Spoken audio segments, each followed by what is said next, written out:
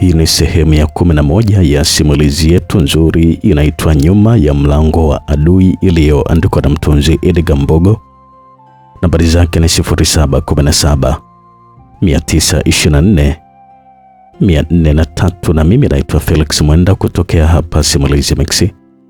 Nambari zetu ni 0677 062 012. Kama utakuwa unakumbuka vizuri, sehemu ya 10 tulipokuwa tumeishia ilikuwa ni pale ambapo Bwana Deusi mara baada ya kutolewa kule uwanja wa ndege na kupelekwa hotelini alifanikiwa kula kitumbua cha mrembo Nela kwa mara ya kwanza kabisa, na hapa tunahitaji kuendelea kujua kitu gani ambacho kiliendelea.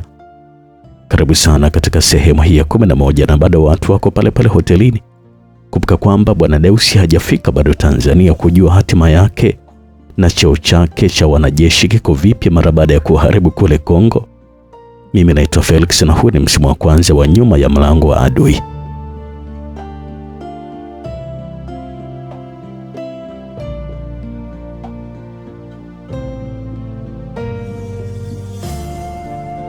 Dakika 18 baadaye waliamua kutoka kabisa ndani ya jacuzzi na kusimama wakiwa wametazamana tu. Huko Nela alikuwa anainua mguu mmoja ambao Deusi aliubania kwa pani na alikuwa anazamisha mwiko chunguni, na kazi iliendelea tu kwa viuno vya taratibu kama kawaida. Safari hii walikuwa napelekea na moto kweli kweli, na midomo yao ilikuwa inaendelea tu kubadilishana mate kwa namna fulani ya kupendeza. Nela hakuacha kabisa kutoa miguno ya utamu, na sio kwamba Deusi hakuwa anasikia utamu, lakini alikuwa na usikilizia kimya kimya tu. Dakika 3 mbele Nela alitangaza kuchoka kusimama huku kwa mguu mmoja. Kwa Deusi sasa akajua anatakiwa kufanya kitu gani, na bila kuruhusu dudu ichomoke kwenye chungu alimwinua Nela mzima miguu yote miwili na kuendelea tu kupeleka dudu kwenye chungu. Safari hii Nela alikuwa anaongeza spidi ya viuno na kuchangamsha mchezo kiasi kwamba sasa maji mwilini yalipotea kabisa na kubakia jasho ambalo hili lilikuwa linaendelea tu kuwachuruzika, lakini hakikuwa ni kikwazo cha wao kuendelea na kile ambacho alikuwa amekianzisha. Dakika 5 zilitosha kumfanya Deusi aone miguu ilikuwa inapunguza nguvu kabisa. Kwa hivyo kaona ni vyema sasa kumpeleka Nela chumbani. Alifanya vile, alitembea naye na alikuwa amemnyanyua juu na dudu iko ndani ya kitumbua vile vile. Moja kwa moja sasa alimweka juu ya meza ya chakula iliyoko pale chumbani. Aliendelea tu kupeleka dudu na alikuwa amesimama chini. Nela ambaye alikuwa juu ya meza alikuwa anatoa miguu yake na kuzungusha kiuno kama jiwe la kusagia. Ni kama alikuwa anasema kwamba ingiza yote hivi. Hapo walitumia kama dakika 10 nyingine. Jamani mpenzi, kwani huna kulaga nini? Mbona una nguvu mingi hivyo?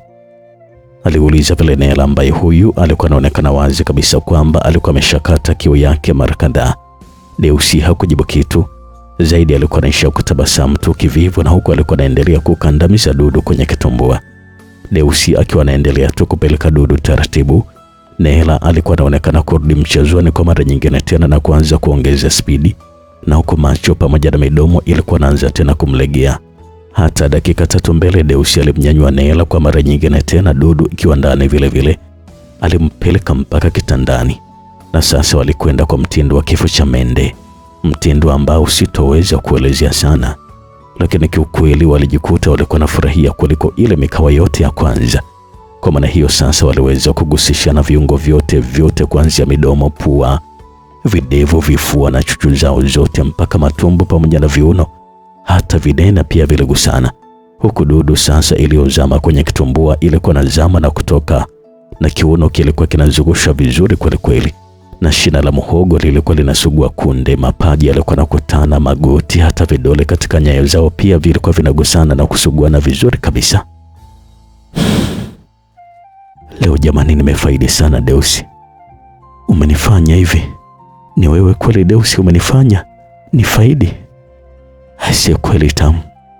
Alikuwa anazungumza vile Nela wakati alikuwa anamaliza kufika kileleni sambamba na Deusi ambaye huyu alitumia sekunde kadhaa kumwaga mzigo.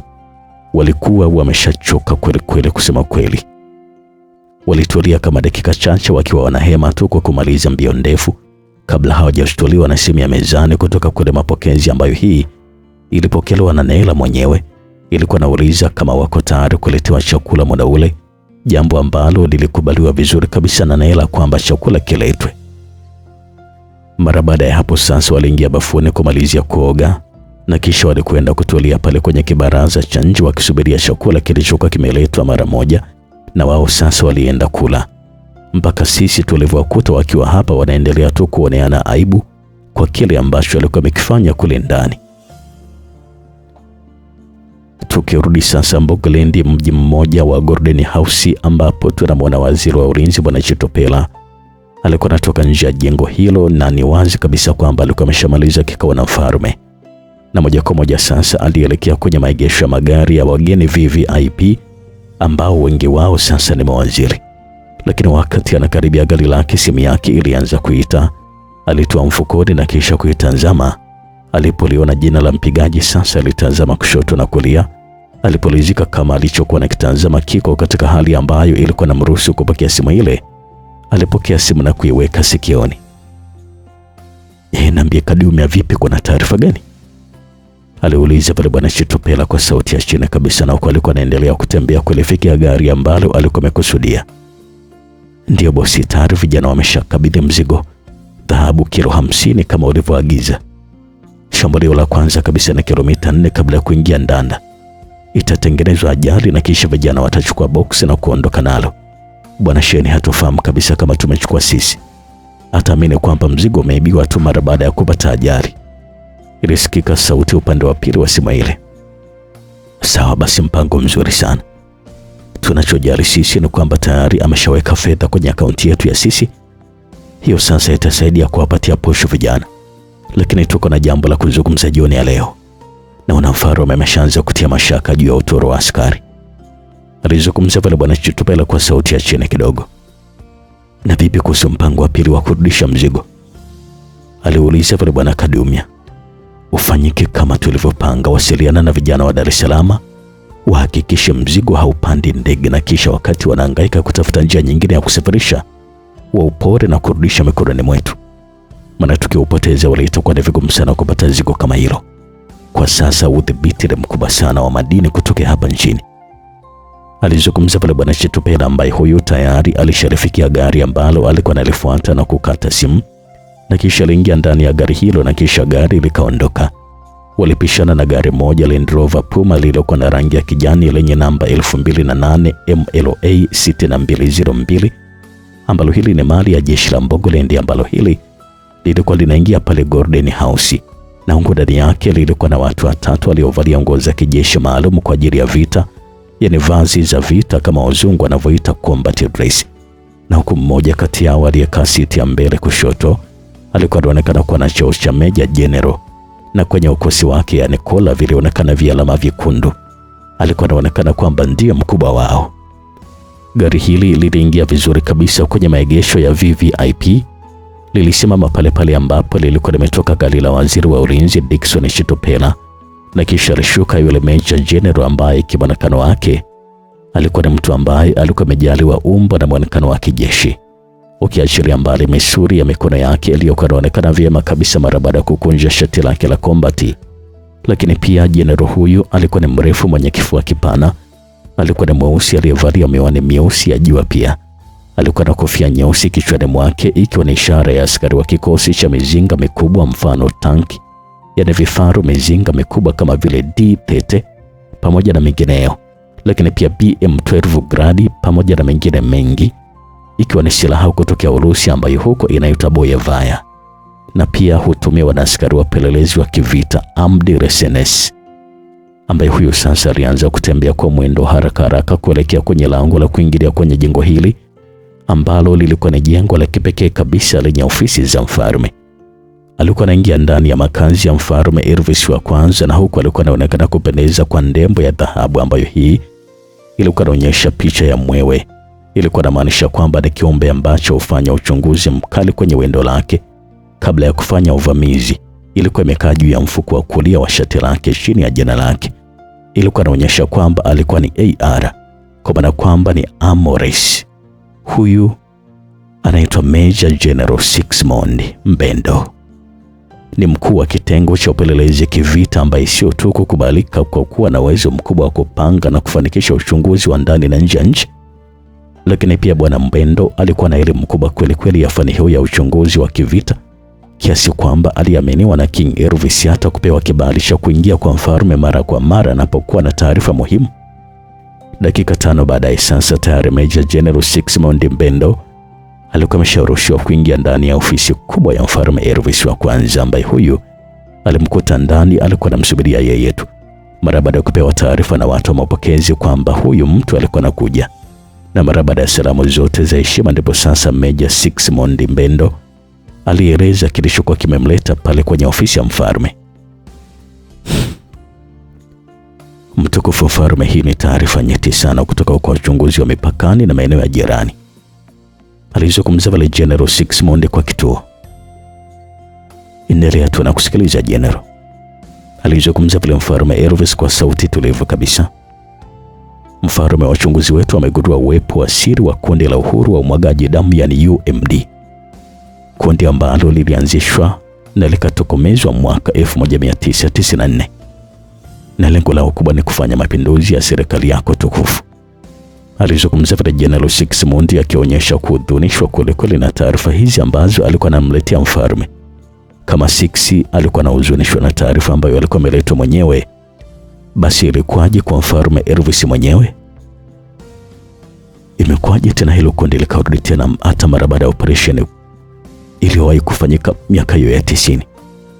Aliuliza vile mfalme Elvis wa kwanza kwa mshtuko mkubwa kweli. Mtukufu mfalme, kundi hilo lililoanzishwa mwanzoni mwa miaka 90 na kutoweka ghafla mwaka 1994 lilizusha wimbi kubwa kweli la usaliti ndani ya serikali ya mfalme Eugene, na ndipo serikali ikitumia kitengo cha jeshi la Mbogoland ilianzisha msako mkali wa wasaliti wote waliojificha kwenye serikali na ikawaangamiza kwa siri wao pamoja na familia zao, alieleza vile General Sixmond kabla King Elvis hajamkatiza. General, ni kwa nini familia zao pia zilihusishwa? Na ni nani alitoa wazo kama hilo? Aliuliza vile mfalme Elvis wa kwanza, ambaye huyu alikuwa anaonekana kusikitishwa na kitendo hicho. Hapo sasa General Sixmond akaeleza kilichokuwa kimetokea miaka hiyo.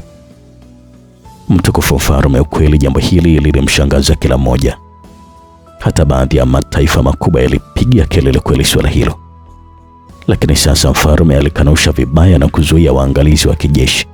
Japo wengi tunaamini kabisa kwamba mpango ule uliokuwa chini ya Bwana Chitopela ulisaidia, lakini bado wakosoaji walisema kwamba wengi waliuawa kimakosa, na mbaya zaidi walikuwa ni viungo muhimu kweli katika serikali, alieleza vile Bwana Sixmond. Sasa hapa General, ushauri wako ni upi? Na kikundi hicho kiko wapi? Aliuliza vile mfalme Elvis. Kwa maana kwamba unapatoa ripoti pia unatakiwa kutoa na ushauri? Hapo sasa Bwana Sixmond alitulia kidogo na kujiweka sawa, kwa maana kwamba alikuwa anatakiwa kutoa ushauri ambao huu ungekuwa na faida kubwa kwa mfalme na serikali yote ya Mbogoland. Mtukufu mfalme, bado kikundi hakijulikana kabisa kiko sehemu gani kwa sasa, kwa maana kwamba hizi taarifa ni za awali tu, lakini sehemu ambayo wanakana kwa ratibu mambo yao inasemekana kwamba ni Dar es Salaam, Tanzania, ambako ndiko makazi yao na viongozi wao yaliko. Ushauri wangu mtukufu mfalme ni kwamba nitateua mtu ambaye ataweza kusimamia kikundi kidogo cha uchunguzi kutoka na jeshi letu la ulinzi, kitengo cha AR, ambacho kitachunguza kwa siri mienendo na mipango yote ya UMD ili kusudi tujue namna gani ya kuadhibiti, alizungumza pale General Sixmond. Sawa basi, kibali kimetolewa. Teua kikundi na msimamizi, lete bajeti yako hapa kwa ajili ya kikundi. Nahitaji taarifa za mara kwa mara kujua kila kitu ambacho kinaendelea, alizungumza pale mfalme Elvis kabla ya kuagana na Sixmond, ambaye huyu aliondoka zake tu na kwenda kuandaa kikundi hicho cha siri ndani ya kitengo cha jeshi, yani AR. Tukirudi sasa Kampala, Uganda, katika hoteli ya Ajani Serasi, wakati Neela pamoja na Deusi wanaendelea tu kula, huko Neela akiwa anaonekana wazi kabisa kuzidi kujawa hisia za kimapenzi. Mara ghafla Neela akasogeza mkono wake na kuushika mkono wa Deusi, na kisha alimtazama kwa macho tulivu yenye hisia kali kweli za mapenzi. Deusi, mimi nilikuwa nadhania kwamba hii ndio inaweza kuwa ishara ya neno asante. maana mwili wangu wasiutoi kwa ajili ya burudani kwa mtu. Niliutoa mara chache tu kwa mwanaume ambaye alisema atakuwa mume wangu, ni kutoka Tanzania. Nilikutana naye pia wakati nasoma chuo pale Muhimbili, lakini baadaye alikosa uvumilivu na akanisaliti. Na ndio maana hata mimi nilikuchukia sana kutoka siku ya kwanza tu tulipokutana, kwa sababu nilikuwa naona tu wanaume kutoka Tanzania sio waaminifu. Nikaamua kukupatia kama asante kwa kuniokoa kwenye ile mikono ya wale majambazi wa shenzi siku ile. Lakini sasa nimegundua kwamba nilichokipata kwako ni zaidi ya kile ambacho nilichokupatia. Hakika najiona bado niko na deni kubwa sana kwako. Alizungumza Nela kwa sauti tulivu kabisa na kumfanya Deusi sasa tabasamu kidogo, na kisha alizungumza kwa sauti tulivu iliyojaa mahaba. Hapo mwanzo mimi sikuwa nimewahi kujaribu mapenzi kabisa, lakini sasa nimeshangazwa sana na kile ambacho nimekiona kwako. Sikuwa nimetegemea kabisa kama mapenzi yanaweza kuwa ni matamu kama hivi. Umekuwa ni mwalimu wangu mzuri sana Nela, alizungumza Deusi, na huku tabasamu lilikuwa linaendelea tu kutawala kwenye uso wake. Wewe ndio umenifanya nifanye yote ambayo umeyaona nimekufanyia, japo nimeshawahi kushiriki mapenzi ndio. Lakini Deusi, nikwambia ukweli tu kwamba leo ndio nimefanya mapenzi kiukweli kweli. Yaani ni kama vile kulikuwa na mwalimu pembeni yetu anatufundisha. Yaani kama mwanaume wangu wa zamani angepata kuniona wakati ule, angeshangaa kweli, alizungumza Nela, na uso wake ulikuwa umejawa na tabasamu ambalo hili lilikuwa limejaa aibu ya kike, na kumalizia kwa kicheko cha chini, na alikuwa anakwepesha macho yake asitazamane na macho ya Deusi. Wakati wanazungumza hili na lile pale kibarazani, sasa mara simu ya Nela ilianza kuita. Wote walitazama tu na kuona jina la mpigaji lilikuwa limeandikwa baba. Nela alipokea haraka simu ile na kuweka sikioni, na kisha alianza kuzungumza kwa lugha ambayo Deusi hakuwa ameelewa kabisa ilikuwa ni lugha gani mpaka walipomaliza kuzungumza na kukata simu. Alikuwa ni baba yangu yuko na mama yangu wanaondoka Ethiopia sasa hivi kwa ndege binafsi. Wanakuja kukuona mwanaume uliyeo kwa maisha yangu, na nilikuambia mwanzo kwamba kuna watu wanahitaji kukuona, alizungumza Nela, kitu ambacho kusema kweli kilimshangaza kweli Deusi. Lakini kwa nini imekuwa hivyo? Mbona ilikuwa ni kitu cha kawaida tu? Kwa nini wazazi wako waje Uganda hapa kutoka Ethiopia tena kwa ndege binafsi? Aliuliza kwa mshangao kweli bwana Deusi, na kumfanya Nela acheke kidogo, na kisha alianza kumaliza jambo ambalo halikuwa analijua kuhusu yeye pamoja na familia yake. Gari aina ya BMW lilikuwa linaonekana likiwa linakatiza kwenye barabara ya Tunduru Masasi kuelekea upande wa mashariki, yani kwenye mji wa Masasi uliopo mkoa wa Mtwara. Lilikuwa linakwenda kwa spidi kweli ya kilomita 180 kwa saa, na sasa lilikuwa limebakiza kilomita chache sana kuingia Masasi mjini. Ndani ya gari hilo alionekana mtu mmoja tu ambaye yeye alikuwa ni dereva, na tena alikuwa ni msichana mrembo mwenye umri wa kati ya miaka 24 ama 25 hivi. Hakika kusema kweli ingekushangaza sana kwa msichana mdogo kama huyu kuendesha gari kwa spidi kali kama hii. Gari lilikuwa ni la kisasa ambalo hili lilikuwa na mambo mengi kweli, ukiachilia mbali siti zake kwa nzuri zenye kustarehesha msafiri, lakini pia ilikuwa na skrini ndogo ya video katika kila siti, na huko dashboard yake ilikuwa na mambo mengi sana, ikizidi kueleza kwamba ili gari aina BMW 7 halikuwa ni gari la kawaida kabisa, kuanzia spidi yake mwisho kwa 280. Lakini pia kulikuwa na vitufe vingi kweli vya kuongozea gari, pamoja na kioo kidogo kilichokuwa na ramani ya sehemu ambayo hii ilikuwa inaonyesha kilomita mpaka hali ya hewa kabisa. Wakati msichana huyu mrembo wa sura pamoja na umbo alikuwa anapunguza mwendo kuingia mjini Masasi, mara simu yake ikaanza kuita, na sasa alibofya kitufe fulani kwenye dashboard ya gari yake ya kisasa, sehemu ya kioo cha video ndogo pale mbele, ambapo sasa kuna jina la mpigaji wa simu ile lilikuwa limeonekana limeandikwa Bosi Ashen. Alianza kuzungumza barabara ya kupokea. Na bosi ndio anaingia Masasi hapa muda huu, alizungumza vile yule msichana mrembo ambaye huyu sauti yake ilikuwa ni nzuri kweli. Sasa sikia Sheba, ramani inaonyesha mbele yako kuna njia panda barabara 3 za rami. Mbele kulia na hiyo ambayo unatoka, na moja ya kushoto ya vumbi. Ifuate hiyo. Sina uhakika na washenzi kabisa wanaweza kubadilisha mchezo muda wote ule.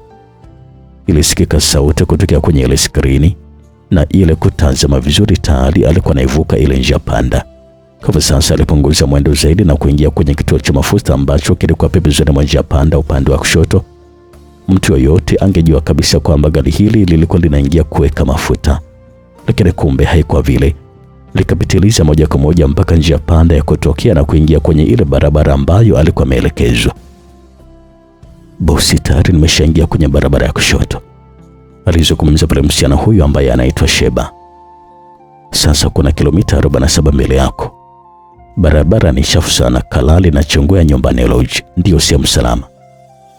Alafu kesho mapema ondoka na kula kilomita nyingine 45 kuifikia njia panda ya barabara ya rami. Ilisikika ile sauti kutoka kwenye simu ya kwenye gari. Nimekuelewa bosi, alizungumza bila huyu msichana.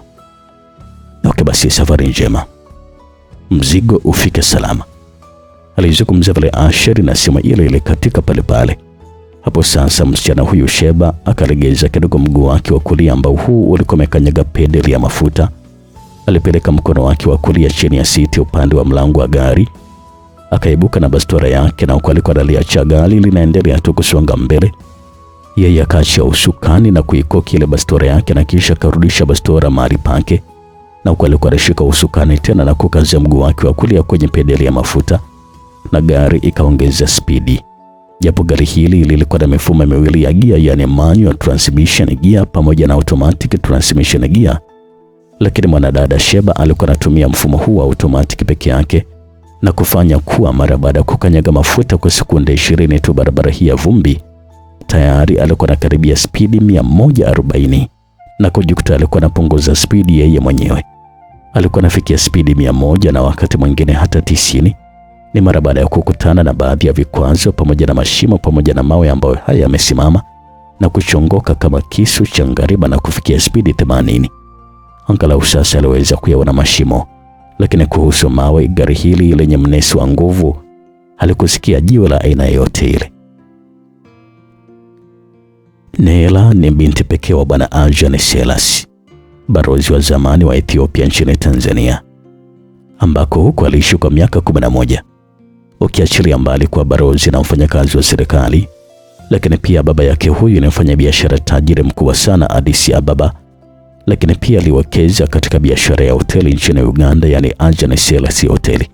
Kwa maana hiyo ni kwamba hoteli hii ambayo amefikia kina Nela pamoja na Deusi ni hoteli ya baba yake mzazi kabisa na Nela, ambaye pia sasa yuko na washirika wengi na wakubwa wa kibiashara, iwe ndani ya nchi ama hata nje yao ya nchi pia ya Ethiopia, ikiwa ni wafanya biashara kwa njia halali na zile ambazo pia hazitambuliwi na serikali. Wakiachilia mbali kumiliki mahoteli makubwa ya hadhi ya nyota 5 katika nchi kama Tanzania, katika majiji makubwa kama vile Arusha, Dar es Salaam na kisiwani Zanzibar, zote zikiwa zenye hadhi ya nyota 5. Lakini pia baba huyu alikuwa anamiliki kampuni ya usafirishaji kwa njia ya anga, yani ndege. Alikuwa na ndege 12, 10 zikiwa na ndege ndogo za abiria na 2 zilikuwa na ndege kubwa za mizigo, ambazo hizi huwa anatumia kusambaza vyakula kwenye tenda zake anazopata kwenye mashirika ya UN, ikiwa ni walinda amani wa nchi mbalimbali kama vile Sudani, Afrika ya Kati na hata DRC Congo pia. Ukiachilia mbali hayo yote, lakini pia Bwana Ajani Selassie alijaliwa kupata mtoto mmoja tu wa kike ambaye ndiyo huyu Nela.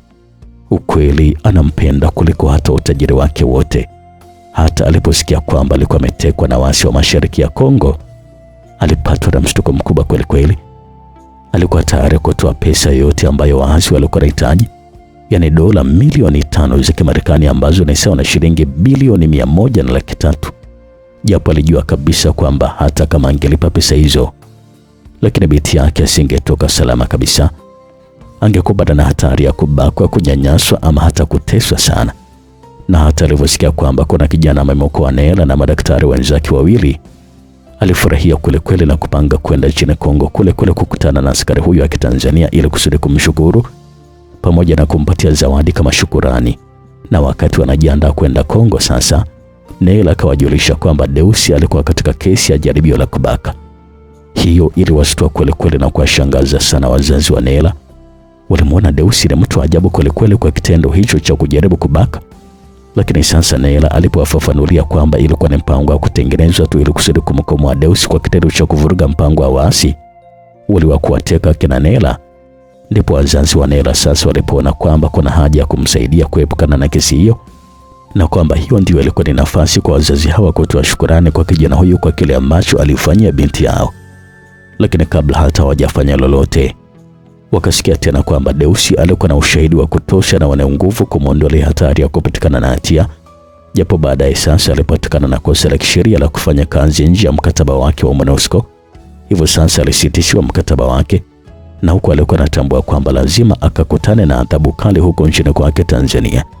Hiyo yote ni kutokana na sheria kali zilizopo katika jeshi la nchi hiyo, ambalo ni moja kati ya majeshi yenye nidhamu ya hali ya juu kwelikweli katika nchi za kati za Afrika. Na huko ilikuwa inaonekana kabisa kwamba katika orodha ya nchi 50, na huko Tanzania pia ikionekana katika orodha za nchi 50 zenye majeshi yenye nidhamu duniani. Ndipo sasa na wao wazazi hawa wakapanga kukutana naye pindi atakaporudi Tanzania ili kusudi waweze kumshukuru kwa wema aliyomtendea binti yao. Maana ni wazi kabisa kwamba ule msaada aliotoa kwa binti huyu Nela ndio chanzo cha Deusi kuharibu malengo yake yote. Na kwa bahati nzuri binti yao akawajulisha kwamba Deusi alikuwa anaelekea Tanzania, na uko na yeye pia ambaye huyu alikuwa na nia dhati kabisa ya kumshukuru kijana huyu ambaye sio tu anavutia kwa umbo lake la kimazoezi na sura yake ya upole, lakini pia alikuwa ametokea kumpenda na kupanga kumshukuru kwa namna ya kipekee kabisa kwa kumpatia kile ambacho kijana wetu alionyesha kukitamani kutoka siku ya kwanza kabisa wakati wamekutana pale Entebbe Airport ndani ya ndege. Mina hii sasa Bwana Chitopela alikuwa ofisini kwake. Alikuwa na waza tu na kuwazua namna atakavyofanikisha kuingiza silaha na kisha kuivamia nchi hii ambayo ilikuwa na mwamini kwamba huyu ni kiongozi mzalendo mwenye kujitolea kwa moyo wake wote kulinda nchi yake. Na sio kwamba hakuwa na silaha nyingine. Ukweli ni kwamba yeye pamoja na kundi lake la UMD walikuwa na silaha nyingi kwelikweli, japo ni chache, lakini zilikuwa ni za kisasa kabisa na zenye uwezo mkubwa na nzuri kwa malengo ya kushambulia, ambazo pia zikishiriki kumwondoa mfalme madarakani bila kujali maisha mazuri ambayo wananchi wa nchi hii ya Mbogolendi, ambao kutoka zama za mfalme Eric wa kwanza, yani babake na Eugene, alipoweka utaratibu wa kumfungulia akaunti ya benki kila mzaliwa wa nchi hii anapofikisha miaka 2, akaunti ambayo ungewekewa pesa ya kujikimu kila baada ya miezi 3 na huduma zote muhimu katika nchi hii, yani kama vile maji, umeme, elimu kuanzia ngazi ya chekechea mpaka chuo kikuu, pia matibabu yasiyozidi $800 za Tanzania zikiwa ni bure kabisa. Hata pale matibabu ya mwananchi yoyote yanapozidi $800, basi serikali hii ingechangia 50% ya gharama yote yanayozidi. Walifanikiwa hilo katika mpango wa bima ya afya ambayo hii wananchi hupatiwa bure kabisa kutokea pale ambapo anapozaliwa. Ukiachilia mbali hayo mazuri ambayo serikali huwa inafanya kwa wananchi, lakini pia serikali ilikuwa na gharimia harusi za wachumba ambao hawa huwa wanachagua na siku ambayo mtoto wa mfalme anachagua mchumba. Na kama umesikiliza simulizi ya Umekosea, basi unaelewa na maanisha kitu gani. Serikali huwa inaanza kulipia mahali mpaka kugharamia sherehe za harusi, na kama wanandoa wanakuwa hawana uwezo wa kujenga nyumba binafsi, basi wanakwenda kuishi kwenye nyumba za kisasa zenye kila kitu, ambazo hizi zinamilikwa na serikali, huondolewa pindi tu watakapoachana. Lakini wakidumu ndoani, basi wangeishi hapo maisha yao yote. Haya yote yalikuwa yanafanyika kwa fedha ambazo zilikuwa zinapatikana katika mapato ya ndani ya nchi hii ya Mbogolendi, ambayo kwa 85% yanatokana na kutegemea madini ambayo yanapatikana katika nchi hii tajiri. Yana mpango ukifanikiwa nitakuwa tajiri sana, na sio hapa Afrika Mashariki wala Afrika kwa ujumla. Nitakuwa tajiri duniani. Alikuwa anaanza pale Bwana Chitopela, na huko alikuwa amekaa kwenye kiti chake kwa kuegemea kivivu hivi. Yaani watu tunatafuta pesa, alafu mjinga mmoja tu anagawa pesa ovyo tu kwa wananchi wajinga wasiotaka kulima na kubeba zege. Alikuwa anaanza pale Bwana Chitopela, ambaye huyo kiukweli alikuwa anatamani kuona pesa na mali ya nchi hii ambayo sasa vinanufaisha wananchi vikiwa katika mikono yake yeye mwenyewe. Lazima nipate pesa ya kuingiza mzigo nchini ili kusudi mambo mengine yaendelee. Alikuwa anajisemea vile bwana Chitopela, na wakati ule ule sasa simu yake ilianza kuita. Alipoitazama jina la mpigaji aliona kwamba alikuwa ni Kadumya. Chitopela akaipokea haraka simu ile na kuweka sikioni. "Niambia Kadumya, vipi, mmeshafanikiwa?"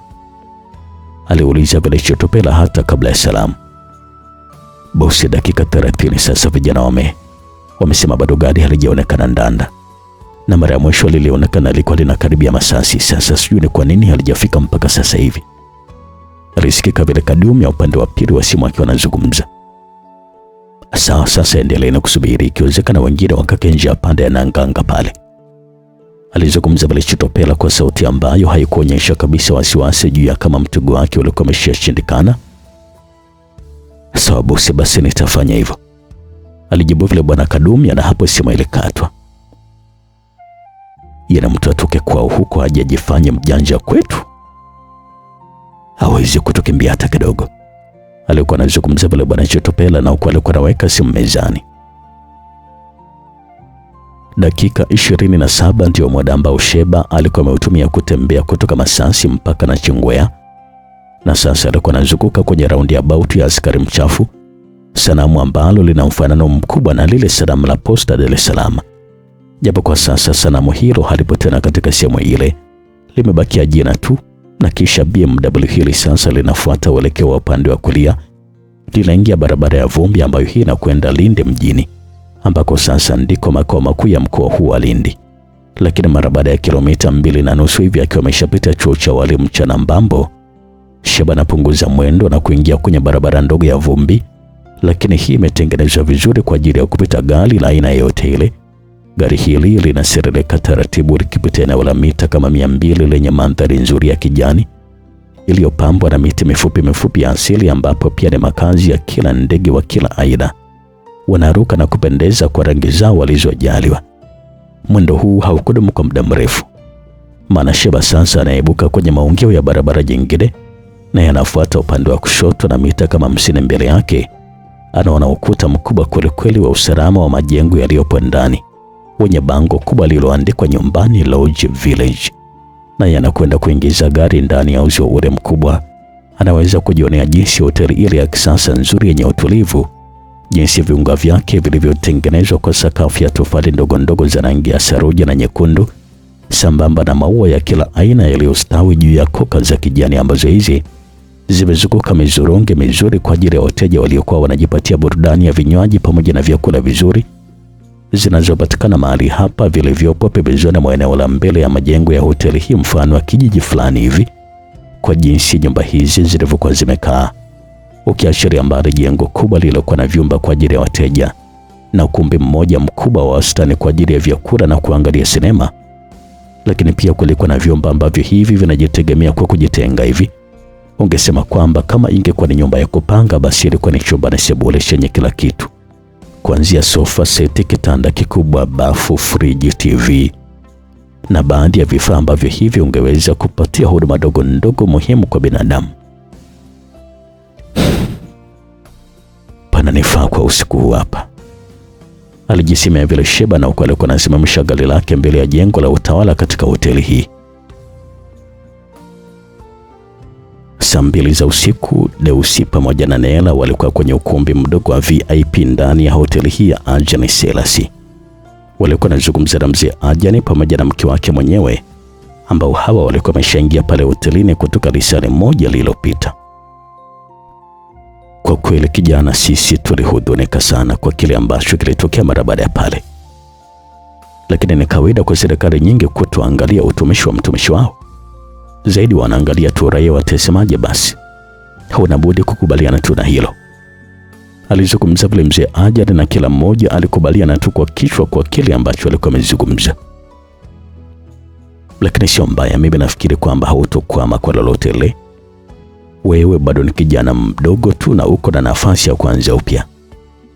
Hata kama itatokea umeachishwa kazi, lakini nafasi unayo kubwa tu, alizungumza vile mzee Ajani, na hapo sasa Deusi akaitikia kwa kichwa kukubaliana naye.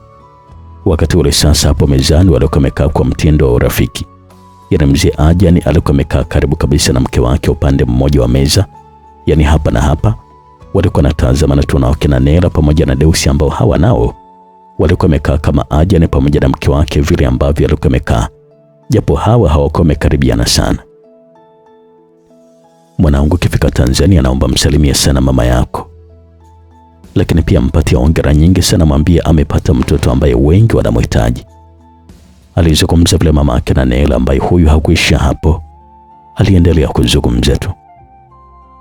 Utampelekea na zawadi kidogo hapa pamoja na baba yako. Tayari mizigo iko airport, utakutana nayo kesho wakati unaondoka. Alizungumza vile mama Nela kwa sauti ambayo ilikuwa imejaa upendo na shukurani ndani yake. Nashukuru sana mama, nitafikisha salamu, alijibu vile Deusi kwa sauti yake tulivu kama kawaida na ya upole, na huku alikuwa na tabasamu tu. Kabla hawajaingia kwenye maongezi ya kawaida, sasa mzee Ajani alimkabidhi Deusi bahasha ambayo ilikuwa na pesa ambazo hizi ya kuzitaja kiasi chake zilikuwa ni dola za Kimarekani tu. Lakini pia ukiwa na shida yoyote unaweza kuwasiliana tu na mimi moja kwa moja kijana, sawa? Alizungumza vile mzee Ajani, ambaye huyu kwa muonekano wake hakuwa ni mzee sana. Alikuwa anampatia Deusi kadi iliyokuwa na namba za simu. Iko ni kadi maalum kwa watu wa karibu na familia hii, na huko alikuwa anasisitizwa kwamba kesho akifika airport basi atakuta mizigo yake na tayari ameshafanywa taratibu zote za usafiri kwenda Tanzania. Mpaka mida ya saa 3 za usiku bado taarifa za kutoonekana kwa gari BMW 7 zilikuwa zinaendelea tu kumfikia bwana Chitopela, ambaye sasa alikuwa kwenye nyumba moja tulivu iliyopo kwenye kitongoji cha Nyayo cha Chifu Kube, sehemu ambayo wakazi wake ni wahamiaji tu, yani vijana kutoka nchi za jirani waliokuja kutafuta maisha katika nchi hii ya Mbogoland. Chitopela, ambaye ujio wake ulikuwa ni siri sehemu hii, hakuwa peke yake, alikuwa na watu wengine 8. Mmoja wapo alikuwa ni bwana Kadiuma Kanali Mtoro wa MLA. Sijali kabisa ni kitu gani ambacho kimetokea. Ninachotaka mimi ni dhahabu zangu, tusiweze kupoteza kilo 50, bado tunahitaji pesa zaidi. Kumbukeni kwamba kuna mzigo unatakiwa kusafirishwa na wale hatuwezi kabisa kuwafanyia uhuni hata mara moja. Alizungumza pale bwana Chitopela kwa sauti ya ukali kweli. Bosi, mimi tayari nimeshawasiliana na Mbwambo awatume vijana waende kusubiri airport ya Dar es Salaam, na huku akizungumza na watu wetu pale airport ambao watazuia mzigo na kuteka moja kwa moja. Alizungumza vile Kadiuma, ambaye huyu alikuwa anaonyesha kwamba alikuwa na uhakika mkubwa na kile ambacho alikuwa anazungumza. Hapo sasa bwana Chitopela alikuwa anaonekana kwamba alikuwa anadhika na jibu hilo. Sasa nimewaita hapa kueleza juu ya mambo ambayo yanaendelea, alizungumza vile Chitopela kwa kituo, na huku alikuwa anawatazama tu wale vijana waliosimama mbele yake ambao uvaji wao walikuwa wanaonyesha kabisa kwamba kama si wametokea porini basi kazi zao zilikuwa ni ngumu kweli. Hiyo yote ni kutokana na mavazi yao ya kufanana ambayo walikuwa wamevaa, yani suruali nyeusi chakavu na t-shirt nyeusi ambazo hizi nazo zilikuwa zimechoka pia, tofauti na Kadiuma ambaye huyo ukiachilia mbali midevu yake iliyozunguka mdomoni mwake na kuja kidevuni, na alisha kuvaa nguo nzuri tu na kuonekana kwamba ni mwenye hali nzuri tu, kuanzia mavazi ambayo haya ni suruali nyeusi pamoja na t-shirt nyeusi kama wenzake, lakini yeye mavazi yake yalikuwa yanaonekana kwamba ni mapya kabisa. Kwanza kabisa silaha zote tumeshalipia, zitaingia hapa mara baada ya miezi 3, kwa hivyo askari waendelee tu kufanya mazoezi na kuisoma vyema ramani ya ngome ya Farme na makambi yote ya jeshi yaliyopo mipakani pamoja na hapa Trench Town City, hasa yale yenye silaha nzito. Alikuwa anaeleza vile bwana Chitopela, ambaye huyu alikuwa amevalia koti refu jeusi na kofia kubwa iliyokuwa na masikio ya duara, yani jango hati. Kikubwa cha kuzingatia hapa ni kwamba usiri uongezwe. Mwanafarume ameshaanza kuulizia juu ya askari wanaoondoka jeshini. Hakikisheni habari za kikundi chetu hazivuje hata kidogo. Alikuwa anasisitiza vile bwana Chitopela, ambaye huyo kiukweli alikuwa na tamaa kubwa sana ya kuitawala nchi hii ya Mbogoland yenye utajiri mkubwa, tamaa ambayo alipewa na wafanya biashara na matajiri ambao hawa pia kwa namna moja ama nyingine walikuwa wanazitamani mali hizi za nchi hii ya Mbogoland ambayo inaongozwa kifarume. Ni mara baada ya kukosa njia ya kukomba mali za nchi hii ambayo haijawahi kuongozwa na kiongozi mwenye tamaa ambaye huyu angeweza kuuza hovyo mali za nchi hii. Chitopela, mara baada ya kupewa mchongo na wafanya biashara hawa wakubwa kwamba watamsaidia kupindua nchi hii mara baada ya kuanza mapinduzi, aliamua kuanza harakati za mapinduzi sasa, ambapo kwake ilikuwa ni rahisi sana kulianzisha jambo kama hilo. Mwanzo aliwashawishi baadhi ya askari wenzake na wenye tamaa pasipo kujali ukubwa wa vyeo, na kufanikiwa kumpata Kadyuma ambaye huyu alikubali kuingia kwenye mchakato huu. Na mara baada ya hapo sasa alipanga mpango wa kupunguza nguvu ya ulinzi wa nchi hii, ambapo alitekeleza uzushi wa uwepo wa wasaliti kwenye serikali na kumshawishi mfalme sasa kutoa kibali cha kuwamaliza wasaliti wote. Kibali chake kilipokubaliwa sasa ndipo Bwana Chitopela alipochukua faida na kuanza kuwaua watumishi wa vyombo vya ulinzi na usalama wa nchi hii, ambao kwa namna moja ama nyingine ni viungo muhimu kweli na msaada mkubwa katika nchi ya Mbogoland. Na huko alikuwa anaongeza ya kwake na kuzifyekelea mbali familia za wapiganaji hao ili kusudi asitokee hata mmoja kuja kulipiza kisasi hapo baadaye.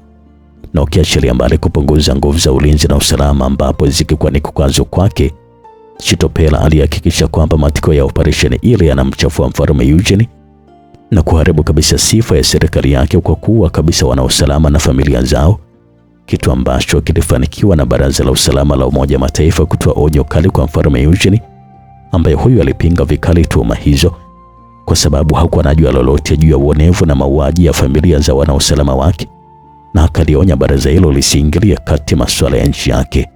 Alikuwa anadai kwamba ndio chanzo cha migogoro na vita visivyokuwa vinaisha, na kwa mfalme huyu alikuwa anaamini kabisa kwamba pengine Umoja Mataifa ndio chanzo cha kikundi hicho ambacho kinadai serikali ya uongozi wa demokrasia. Na kumbe mbaya wake alikuwa ni Chitopela, kiongozi wa serikali kabisa, ambaye huyu alikuwa na tamaa.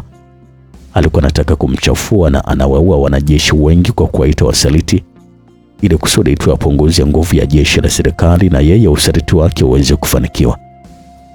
Mara baada ya kuhakikisha kwamba Bwana Chitopela ameshapunguza wanausalama ambao wangekuwa kikwazo kwake katika safari yake ya mapinduzi, lakini pia alihakikisha kwamba alikuwa anapandikiza chuki kati ya mfalme na tajiri mmoja mkubwa ili kusudi aichukue serikali na baadaye amshike akili ili kusudi aweze kumsaidia katika kuhudumia askari wake katika mapinduzi ya serikali ambayo hii tayari atakuwa anaichukia.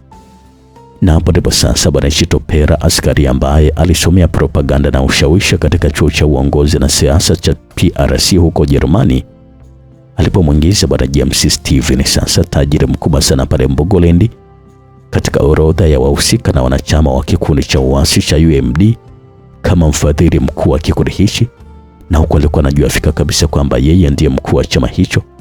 Na mara baada ya kuhakikisha kwamba tajiri huyu ameingia kwenye orodha ya watu wanaotafutwa kama wahaini, akamtuma mtu amjulishe tajiri James juu ya msako ambao ulikuwa na mhusu na yeye kumshauri akimbie kabla hajakamatwa. Mara baada ya kuhakikisha kwamba amekamilisha mipango yake yote ya mwanzo, Bwana Chitopela akatulia tu kusaulisha serikali swala hilo na kuiaminisha serikali kwamba alikuwa ameweza kudhibiti waasi na wasaliti. Lakini miaka 20 baadaye, akiwa ameshakabidhiwa waziri wa ulinzi wa nchi hii tajiri, ndipo sasa ameamua tena kuiba baadhi ya silaha kutoka jeshini, na huko anakusanya vijana wa nchi jirani walioingia Mbogoland kwa ajili ya kusaka maisha. Anawaingiza kwenye jeshi lake la asili la uasi kwa ushawishi wa kuwa na maisha mazuri baadaye. Wakati ule sasa anaendelea kushawishi askari wengine ambao ni vijana kutoka jeshini na kwenda kwa wakufunzi na wapelelezi katika jeshi lake, akiwaahidi madaraka pamoja na maisha mazuri katika serikali yake mpya. Saa 4 za usiku ndio mida ambayo Nela pamoja na Deusi waliagana na mzee Ajani pamoja na mke wake, na kila mtu sasa alielekea sehemu ambayo alikuwa anapaswa kulala. Hapo ndipo Deusi sasa alipogundua kwamba heshima katika familia hii tajiri ya Bwana Ajani ilikuwa ni hali ya juu kweli kweli, maana walitakiwa kudanganya kwamba kila mmoja analala chumba chake kwa kuendelea kukaa pale pale ukumbini. Walikuwa naendelea kupata vinywaji tu na baadaye wakaingia chumbani ambako huko hakukuwa na muda hata wa kuangalia video, maana muda wote walikuwa na pia na dudu, tungesema kwamba walikuwa wametoka jela.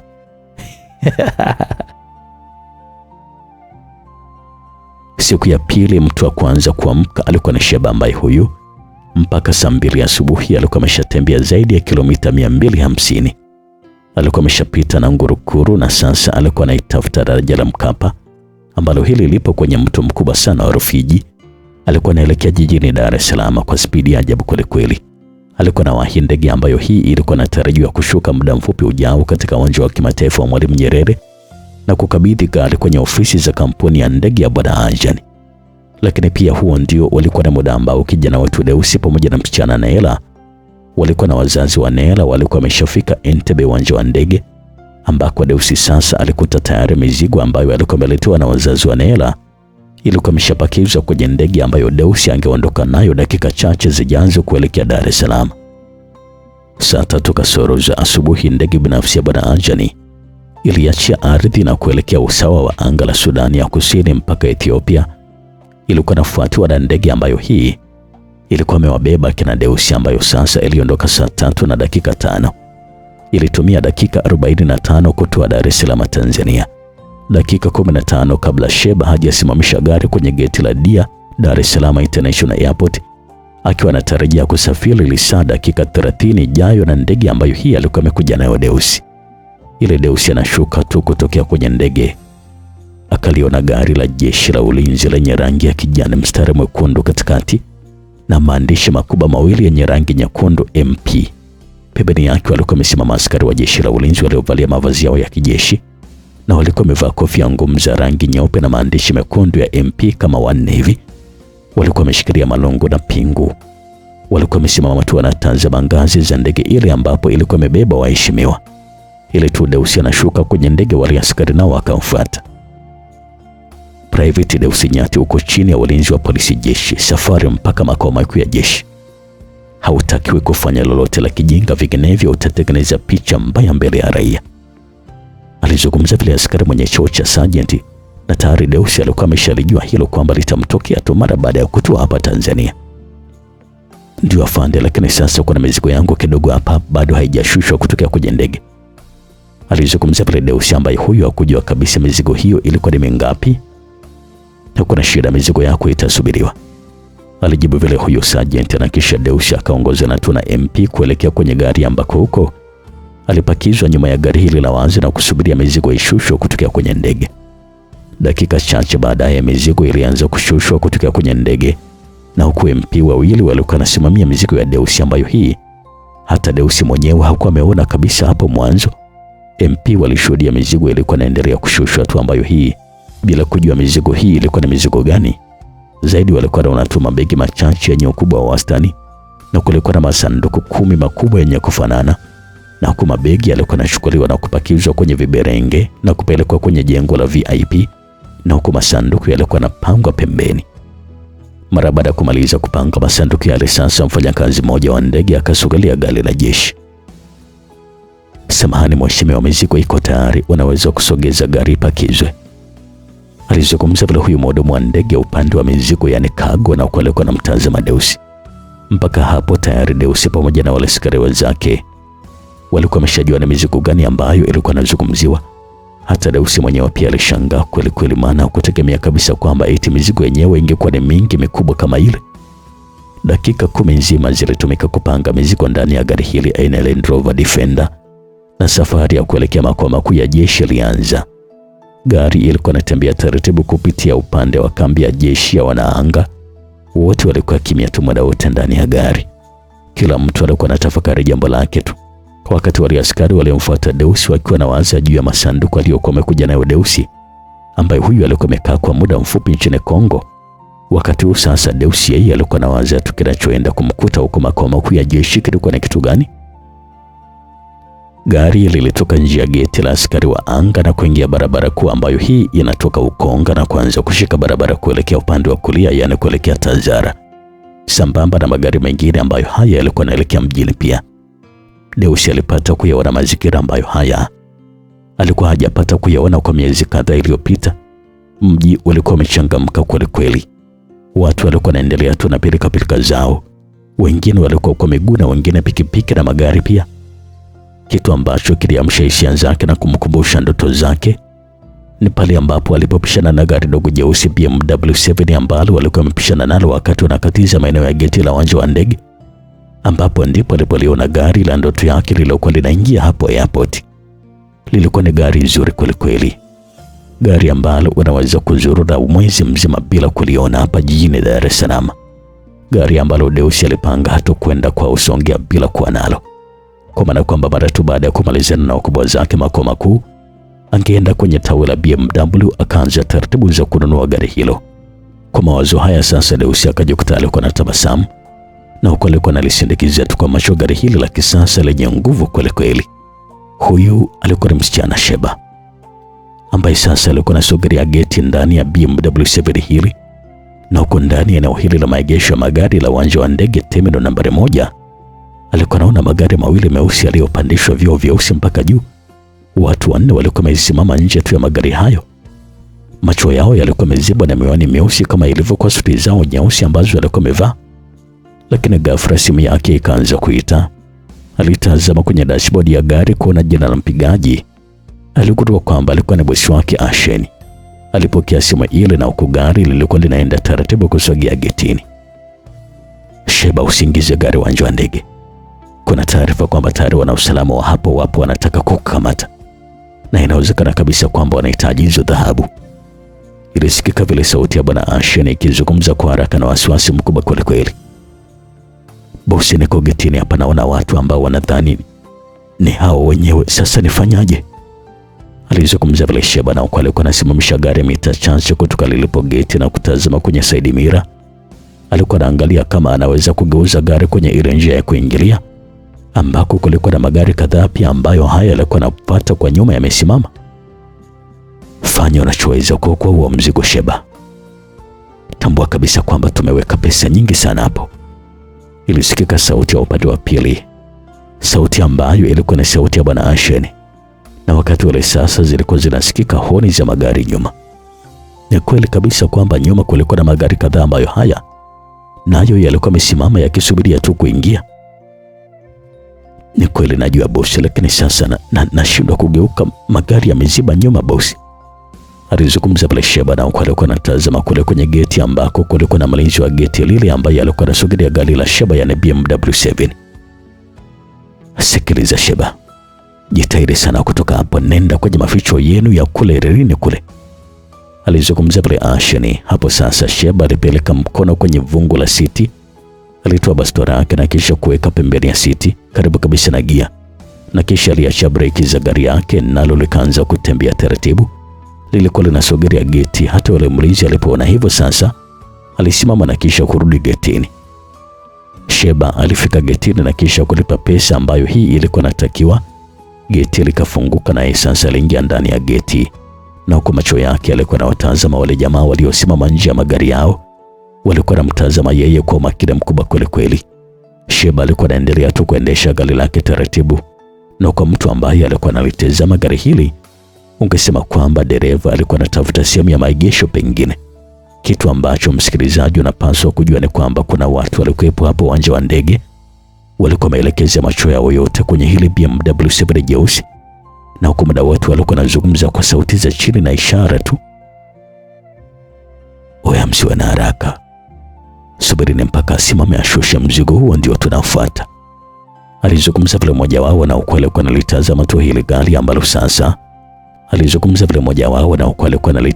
gari hili ambalo kwa sasa lilikuwa linaelekea upande wa kulia wa maegesho haya, ambayo ndio upande wa kushoto mwa eneo hili kama ukiwa kwa ndani, na ndiko kwenye barabara ya kutokea pia. Taratibu sasa wakaliona gari lilikuwa linakwenda moja kwa moja mpaka karibu na lango la kutokea, na kisha likasimama mita 10 hivi kutoka getini. Wakiwa wanasikilizia tu dereva shuke, mara wakamwona mlinzi wa geti la kutokea akiwa anafuata ile gari kama vile alikuwa ameitwa na dereva. Alisimama kwa muda mfupi kwenye dirisha la gari upande wa dereva, na kisha akarudi tena getini. Akaliacha lile gari lilikuwa limesimama pale pale, na kwa wale majamaa wenye magari meusi na suti nyeusi walikuwa naamini kwamba kutokana na ugeni wa dereva, inawezekana pengine alikuwa anaulizia sehemu ambayo alikuwa anatakiwa kuanzisha utaratibu wa kukabidhi mzigo. Inawezekana alikuwa anauliza sehemu ambayo alikuwa anatakiwa kuanzia utaratibu wa kukabidhi mzigo, lakini kumbe haikuwa vile. Ukweli ni kwamba mara baada ya kusimamisha gari, Sheba alishusha kioo na kuficha bastola yake, alafu alimwita mlinzi ambaye huyo alimfuata mara moja pale kwenye gari. Samahani kaka, sikujua kama huko ni uwanja wa ndege, nilikuwa nahitaji kutoka. Alizungumza bila Sheba kwa sauti nyororo kabisa yenye kuomboleza. Yule mlinzi alisha kucheka kibwege tu. Jamani, utapoteaje sasa? Lakini si shangai, maana wengi tu wanapotea. Alizungumza bila huyu mlinzi, na huko alikuwa anamalizia kichoko chake Sheba naye akajikuta alikuwa anashika kidogo. Okay, sawa, sasa sogeza gari basi, alizungumza pale huyu mlinzi, na huko alikuwa anaanza kutembea kuelekea kwenye geti. Ile mlinzi alipoilifikia tu, mara ghafla ukamwona mlinzi alikuwa anafungua geti, na hapo wale waliovaa suti nyeusi wakaliona gari BMW 7 ilikuwa linachomeka kwa spidi kali, kama vile dereva alikuwa amekanyaga mafuta. Kwa bahati mbaya alipita getini kwa spidi ile ile. Wengine kwenye magari anaondoka yule, mnajua alizungumza pale mmoja wao, na hapo sasa watu wanne wakaanza kuingia kwenye magari yao, ambamo mlikuwa na madereva tayari ambao hawa walikuwa wameshawasha magari muda mrefu tu. Endesha gari haraka, atakuwa ameshashtuka yule, alizungumza pale mwingine, wakati magari yao yalikuwa yanaondoka kuelekea kwenye geti la kutokea. Mpaka wanalivuka geti lile hawakuweza kabisa kuliona gari lile wala alama yake. Ni kwamba lilikuwa limetoka kabisa katika eneo hilo. Hakika lilikuwa na kasi ya ajabu kweli. Tumeshampoteza tayari, alizungumza pale mmoja wao kwa sauti ambayo ilikuwa imejaa ghadhabu kweli. Lakini bwana Mbwambo alisema kwamba mchongo huu dereva hawezi kabisa kukwepa, sababu hajui chochote. Sasa mbona ni kama ameshtuka kwamba anafuatiliwa? Aliuliza pale mmoja kati ya wale waliovaa suti nyeusi wale. Tumuulize Enoch, yeye ndiye aliyesema kwamba dereva hajui lolote huyu, alizungumza pale mwingine ambaye alikuwa ameitwa Mbwambo, ambaye sasa hata kwa umri tu alionekana kwamba alikuwa ni mtu mzima kabisa. Lakini mimi si niliwaambia kwamba Kadume ndiye aliyenieleza hivyo ama? Alijibu vile Enoch, ambaye huyu mwonekano wake alikuwa ni kijana wakati ya miaka 24 ama 25 hivi. Tunafanyaje sasa? Aliuliza vile Mbwambo, na huko alikuwa anaegesha gari pembeni, na jingine la nyuma nalo pia lilikuwa linasimama nyuma yao kwenye kituo cha daladala cha posta ya Ukonga. Ni kitu rahisi sana hapa, tutawanyika jiji zima kulisaka lile gari BMW 7. Magari kama yale yako machache sana hapa Dar es Salaam. Isitoshe dereva wake ni wa kike, tutalitambua kwa haraka sana, alizungumza vile huyu kijana.